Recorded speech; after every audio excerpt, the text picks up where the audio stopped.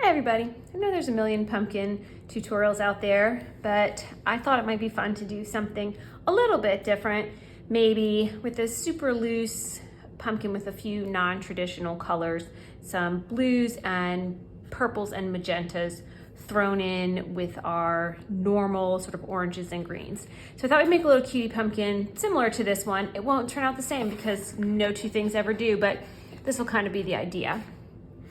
Grab your supplies, watercolor paper, 140-pound cold press, some brushes. I'm going to use this round 12 from Pigeon Letters. It's a cruelty-free brush with a nice tip and it's a good size, holds a lot of water. I will have some paper towels and water, obviously, for cleaning my brush and for blotting. And then let's talk paints really quickly. We're going to use a yellow, an orange, maybe a burnt orange, definitely a sap green, undersea green. And then for fun, we're gonna mix in a little magenta and a violet maybe, and maybe a little bit of indigo to add some blues. So I'll list those out underneath so you'll know what to use. I'm using generally Winsor&Newton paints.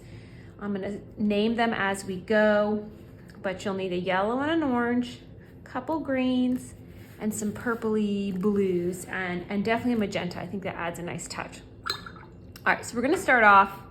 I already made a little bit of a mess, but that's okay. We're gonna start off and we're just gonna make the shape of our pumpkin with water. I'll add a teeny bit of pigment to it in the hopes that you can see it, but it's just gonna be generally, you know, pumpkin shape. And it doesn't have to be perfect. In fact, the less perfect it is, the more fun it is, I think. So let's not try for a perfect symmetry or anything else. And the shape can evolve as we go.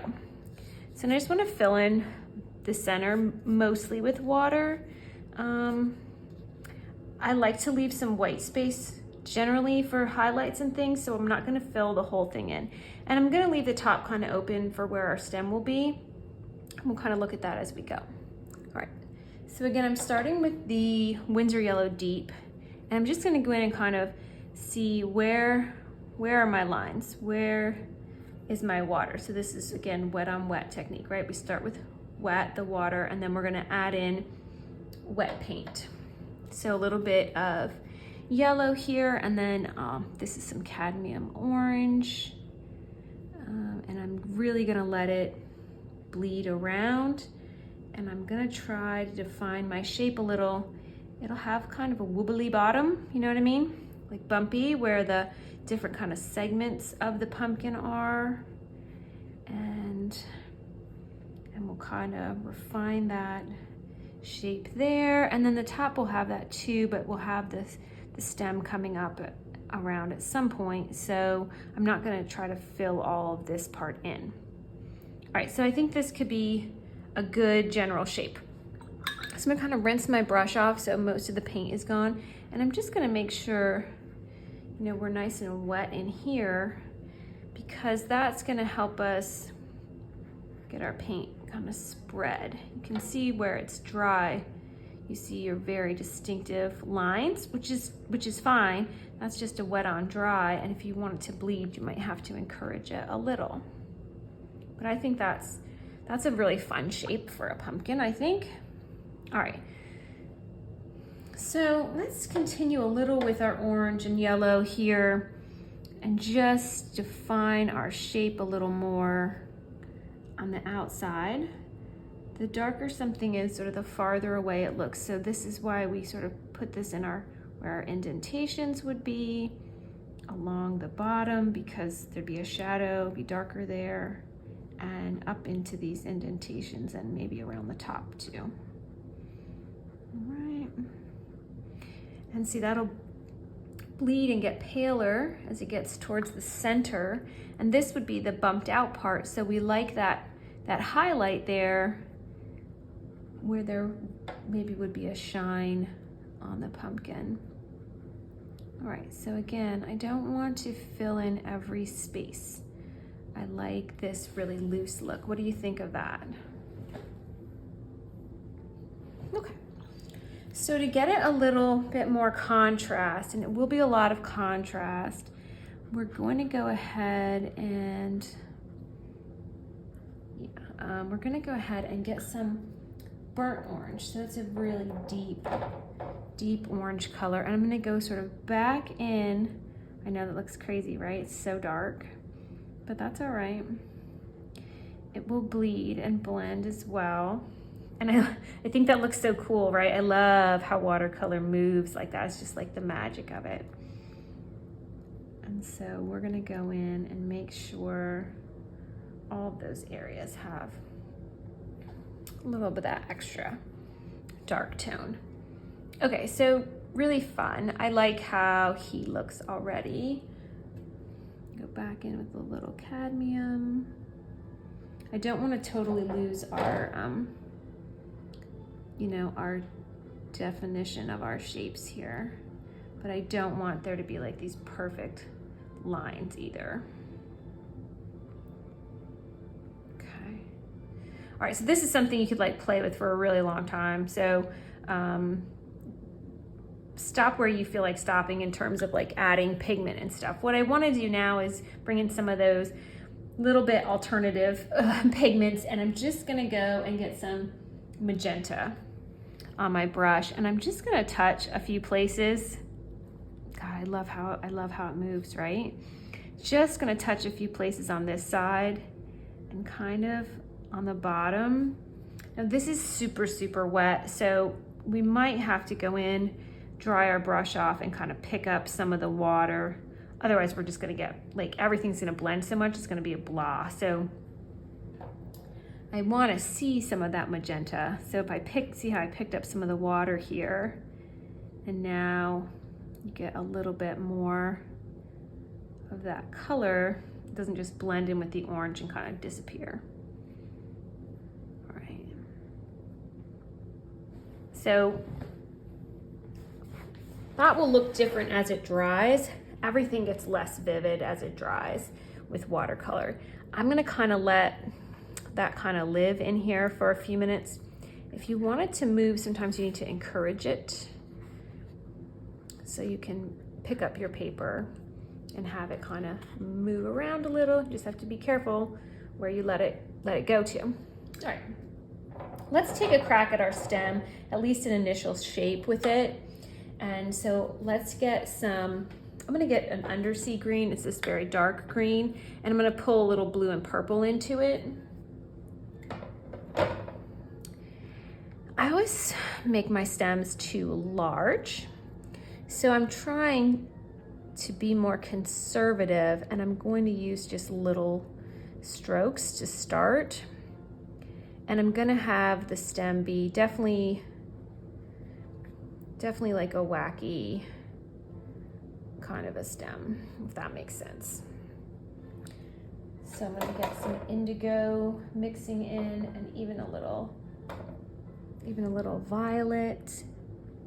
And we're gonna put some darker tones over here, and then down where we kind of run into the pumpkin itself. And bleeds are fine, right? That's totally cool if it does that. That's what we like. Okay, now I'm just gonna go back with water, kind of blend that a little. And I wanna make sure we're bringing some of our oranges and yellows up into the stem as well, so that we carry our color kind of forward.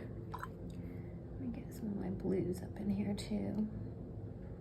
All right, so let's see how that goes. We'll let that kind of sit for a minute while we come back in here. I want to bring some blues into the pumpkin itself, but not straight blues. So I'm going to mix them with a little indigo as well. Sorry, with a little magenta as well. And I just want to see if I can get like a really dark, and it might be a little scarily dark edge here. So this,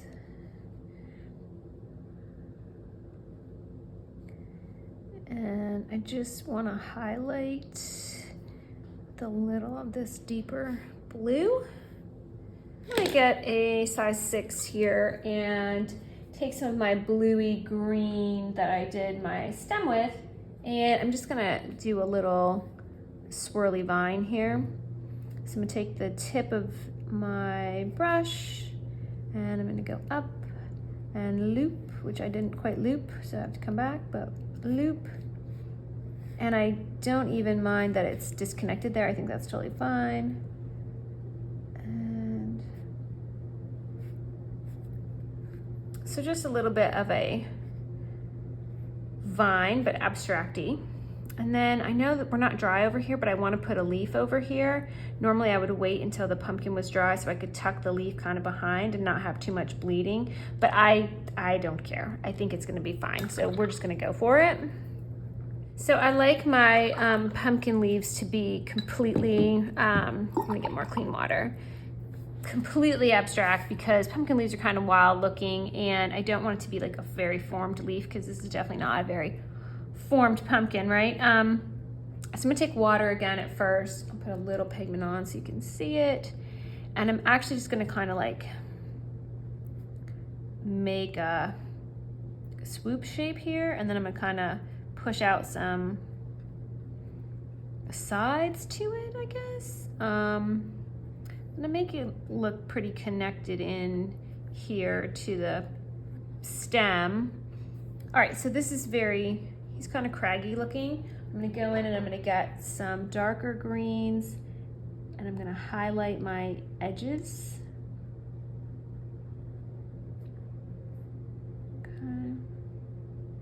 And then like where the center of the leaf might be. Yeah, I think that's like a pretty cool shape. Hopefully you can see that. Yeah, that's pretty fun. So already I want to bring some of my pumpkin colors up into my leaf, like my yellows and oranges. And then I do want to make sure obviously there's a good bit of green. So right here, the leaf is kind of behind the pumpkin, so you'd have a shadow. So I'm gonna make that nice and dark. Right here, and then like maybe an edge on this guy. It's farther away. This is kind of down here. Yeah, okay. So let your leaf be really abstract. It doesn't have to be perfect. I'm gonna bring some of my purples into it. I think that's kind of fun.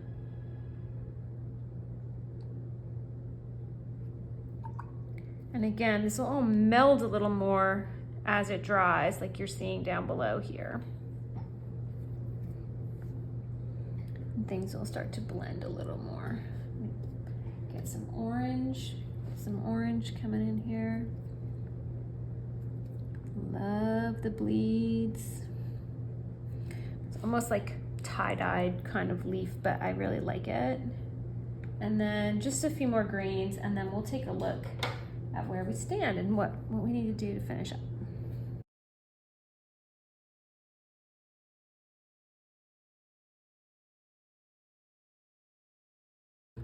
So I almost feel like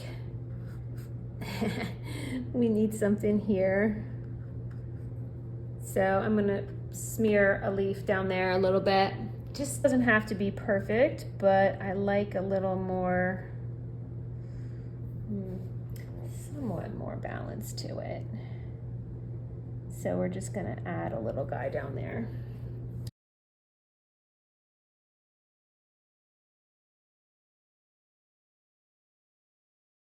All right, enough of that. I think I could go and like mess with these and touch them and make shadow like this all day. And you don't need that.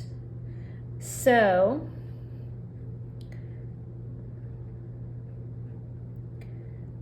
add some little like veining, just a little. And yeah, what do you think? Non-traditional-ish colors. If it's not bright enough, you can do what's called a wash. You get a lot of water and a little bit of yellow paint, and when it's dry, you just kind of paint the whole thing over with kind of this yellow wash, and it brings a nice glow out. You can do that, or you can just leave them and practice your pumpkins for the fall, and I hope that you enjoyed that, and I'd love for you to leave a comment, and check out my classes on Skillshare, and find me on Instagram at Sweet Seasons Art for more tutorials. Thanks, have a great day, happy painting.